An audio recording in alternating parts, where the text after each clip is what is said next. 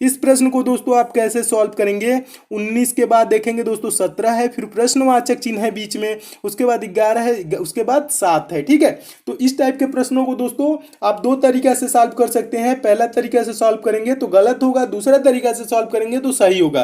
पहला तरीका मैं आपको बताता हूं दोस्तों, देखिए अंतर अगर जो आप देखें दोस्तों तो 19 से क्या हुआ है, 17 हुआ है, तो कितने का दोस्तों अंतर हुआ है, 19 में से 17 घटाएंगे तो 2 का अंतर हुआ है। लास्ट में दोस्तों 11 से क्या हुआ है, 7 हुआ है, कितने का अंतर हुआ है, 4 का अंतर हुआ है। तब हम अगर जो दोस्तों देखें तो 2 का अंतर है, फिर हम 3 का अंतर कर दे तो 17 में से 3 घटा देंगे तो 14 हो जाएगा। तो अगर जो हम 14 यहाँ पे संख्या भर दे तो ये श्रृंखला देखिए आगे पूरा हो रहा है कि नहीं। और 14 में से दोस्तों क्या घटेगा, तो यहाँ से 17 में से तो 3 घटा दिए, फिर 14 में से 11 घटाएंगे तो अभी तो 3 ही आएगा।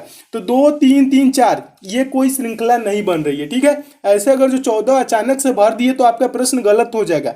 14 यहाँ पे नहीं भरा जाएगा। क्यों नहीं भरा जाएगा, क्योंकि 2 का अंतर हुआ, फिर बाद में 3 का अंतर, फिर 3 का ही अंतर हो रहा है, फिर 4 का। अगर जो 2 का अंतर होता, 3 का अंतर होता, 4 का अंतर होता तो अब हम तो इस श्रृंखला को सॉल्व कर लेते। लेकिन अंतर कैसे हुआ दोस्तों, इसका 2 3 3 2 बार हो चुका है, उसके बाद 4 हुआ, तो ये श्रृंखला ऐसे सॉल्व नहीं होगी। तब कैसे सॉल्व होगी, अब देखिए मैं आपको बताता हूं दोस्तों।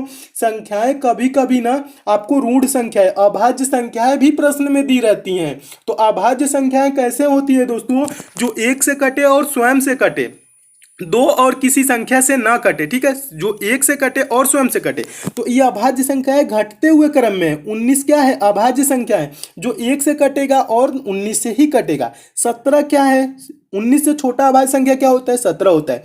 तो ये क्या है, किससे कटेगा दोस्तों, 1 से ही कटेगा और 17 से ही कटेगा, यानी स्वयं से कटेगा। उसके बाद 17 से दोस्तों छोटा अभाज्य संख्या क्या होता है दोस्तों, 17 से छोटा संख्या अभाज्य संख्या 13 होता है। 13 भी 1 से कटेगा या 13 स्वयं से कटेगा। उसके बाद 13 से छोटा अभाज्य संख्या क्या होता है, 11। 11 से छोटा अभाज्य संख्या क्या होता है दोस्तों, 7। ठीक है, ये अभाज्य संख्या है। तो यहाँ पे कौन सी संख्या भरी जाएंगी दोस्तों, 13 भरा जाएगा। तो 13 किस ऑप्शन में, तो ऑप्शन नंबर ए में है, तो आपका ऑप्शन नंबर ए सही हो जाएगा। तो इस चीज का भी दोस्तों आप ध्यान रखेंगे कि कौन सी संख्या है, अभाज्य संख्याएं हैं। तो इसमें अभाज्य संख्या का ये श्रृंखला चला है, तो इसका ये आंसर हो जाएगा। मैं उम्मीद करता हूं दोस्तों आप इस प्रश्न को भी एकदम अच्छे से समझ गए।